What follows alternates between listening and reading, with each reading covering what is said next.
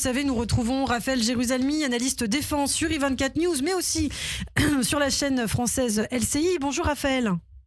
Bonjour. Merci beaucoup d'être avec nous ce matin sur Radio J, effectivement, pour commenter. Alors, on va parler évidemment de ce voyage de Benyamin Netanyahou à Washington, mais d'abord sur le terrain. Un mot de ces opérations en Judée-Samarie, les opérations de Tsahal qui se poursuivent, notamment à Jenin. Qu'est-ce qui se passe concrètement sur le terrain, Raphaël ? Concrètement, sur le terrain, il y a une nécessité de Tsahal d'opérer avec intensité, dans la mesure où c'est le Hamas lui-même qui a déjà intensifié son activité terroriste à partir de la Judée-Samarie. Du fait qu'il y a un cessez-le-feu à Gaza, ça a toujours été le cas. Lorsqu'il y a une accalmie à Gaza, il y a une intensification du terrorisme en Judée-Samarie. Et donc, ça est obligé d'intervenir. Mais cette fois-ci, je pense que la directive du gouvernement israélien, c'est d'aller plus loin, sinon jusqu'au bout, en tous les cas en ce qui concerne Jenin, c'est-à-dire de faire une sorte de table rase de la présence terroriste dans Jenin, qui est effectivement le bastion du terrorisme en Judée-Samarie. Alors on parle aussi ce matin d'une expulsion, la Jordanie qui ordonne l'expulsion de la terroriste Ahlam al-Tamimi, complice d'un attentat ayant fait 15 morts à Jérusalem. C'était dans les années 2000, l'attentat de la pizzeria Sbarro. Que vous inspire cette information, Raphaël ? Le problème, c'est qu'il y a pas mal de terroristes libérés dans le cadre de l'arrangement de libération des otages, qui devraient être extradés vers d'autres nations loin du Proche-Orient, les éloigner de la région. Or, il s'avère que très peu de nations sont prêtes à les accueillir, en fin de compte. Personne ne veut de ces gens-là. On peut le comprendre aisément. Et donc, on est à la recherche de pays d'accueil, si on peut dire, pour certains terroristes, avec donc ce problème technique qui, à mon avis, devrait être résolu assez rapidement, car il y a des pays, par exemple l'Afrique du Sud, qui pourraient les recevoir. Alors l'Afrique du Sud, justement, c'est intéressant que vous en parliez, puisqu'on a entendu Donald Trump, le président américain, qui a décidé de geler le financement de l'Afrique du Sud pour, dit-il, son non-respect des droits de l'homme. L'Afrique du Sud qui confisque des terres et traite très mal un certain type de personnes, c'est ce qu'a écrit le président américain sur son réseau Truth Social, et qui a aussi blâmé le fait que l'Afrique du Sud était très anti-israélienne. Il a raison, Donald Trump ? Les experts sont un petit peu surpris de cette décision. C'est pas que l'Afrique du Sud soit un pays sympathique, pas du tout, mais loin d'être le seul dans ce cas. On n'est pas tellement certain de la motivation de Donald Trump d'avoir ciblé spécifiquement l'Afrique du Sud, qui est actuellement sous la férule d'un gouvernement complètement corrompu, un très très mauvais gouvernement pour les Africains du Sud eux-mêmes, et effectivement pour Israël. Donc on ne va pas avoir véritablement de compassion pour ce qui est en train de leur arriver, à savoir si ces mesures de Donald Trump vont rectifier le tir. Est-ce qu'on peut changer véritablement ce qui se passe en Afrique du Sud avec ce genre de sanctions ? Je ne le pense pas.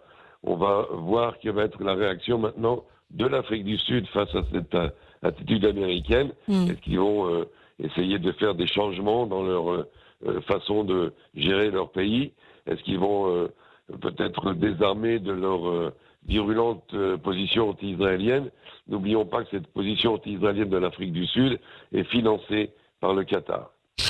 Alors, on parle de Donald Trump qui fait plusieurs annonces récemment, qui prend plusieurs initiatives. On parlait des Palestiniens, vous le dites, les prisonniers palestiniens, personne n'en veut, aucun pays ne veut les accueillir. Donald Trump, lui, continue d'insister auprès de la Jordanie, auprès de l'Égypte. D'ailleurs, on a vu tous ces chars qui ont été déployés dans le Sinaï, à la frontière avec Israël, peut-être pour empêcher un afflux massif de Palestiniens. Donald Trump semble y croire véritablement à ces Palestiniens qui seront peut-être transférés vers ces pays. Qu'en pense Israël exactement ? Qu'est-ce que vous en pensez, vous, Raphaël ?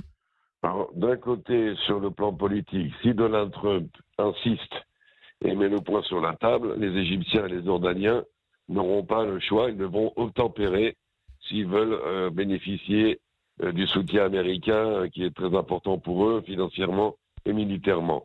Est-ce qu'il va insister ? Ça, c'est une chose. La seconde chose, c'est même s'il arrive à forcer la main des Égyptiens et des Jordaniens, est-ce faisable sur le plan logistique, sur le plan technique? Peut-on véritablement faire un déplacement de centaines de milliers de personnes comme Trump le désire ou semble le désirer sur le terrain? Est-ce que c'est faisable? Est-ce qu'on arrivera, surtout si ce n'est pas de gré mais de force, à déplacer tous ces gens-là? L'avenir nous le dira. On a en ce moment une visite de Benjamin Netanyahu à Washington.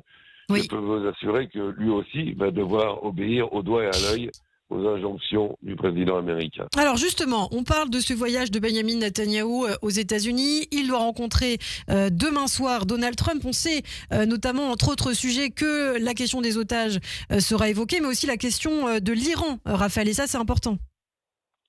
Oui, car il y a encore cette hésitation à savoir si frapper ou ne pas frapper le nucléaire iranien qui avance à grands pas et qui devient une menace dont je rappelle qu'elle est loin d'être une menace exclusive à l'égard d'Israël.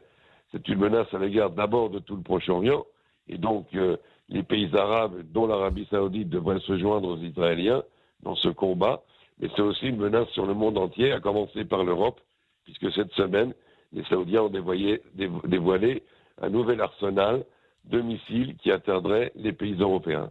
Mmh. On parle de ce sondage également. On voulait vous faire réagir, Raphaël, à ce sondage en Israël. La confiance entre juifs et arabes au plus bas.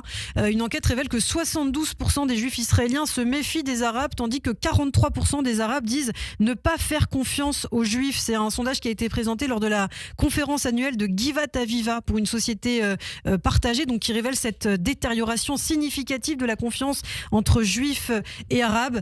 C'est ce que cherchait le Hamas depuis le début, Raphaël.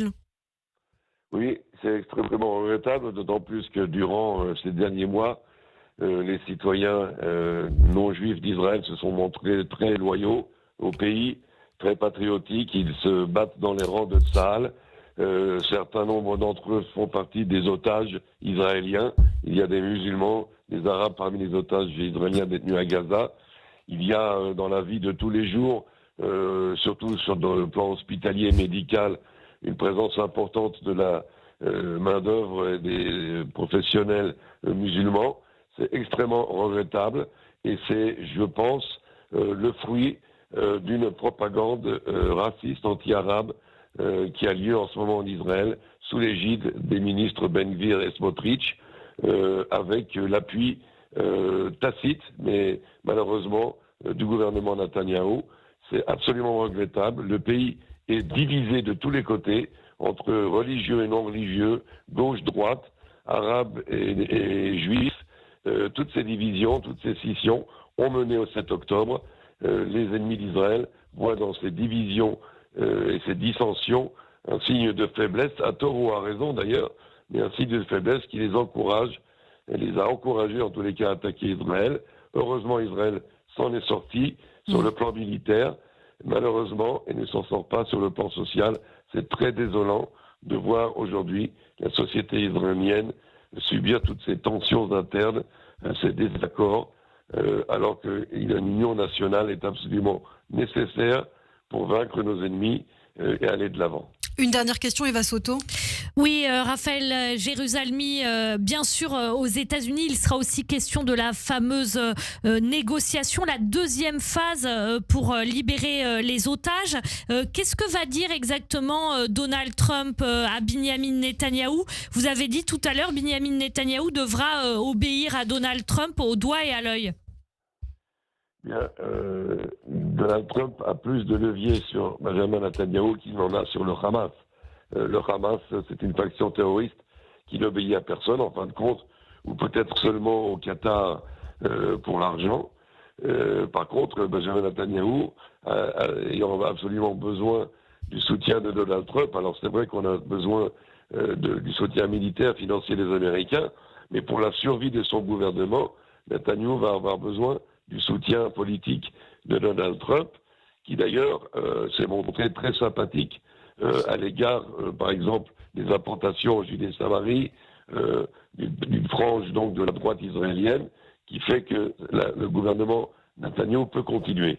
Il va donc être obligé d'obéir aux injonctions, aux ordres qu'il va recevoir, car c'est ce qu'il va recevoir à Washington, une série d'ordres à suivre pour la suite des opérations, avec le favori number one de Trump, c'est d'aboutir cette normalisation entre Israël et l'Arabie Saoudite. Merci beaucoup. Merci Raphaël Jérusalemi d'avoir été avec nous comme chaque semaine. Merci Eva Sauton. On vous retrouve tout à l'heure à partir de 9h. Merci Raphaël, à la semaine prochaine.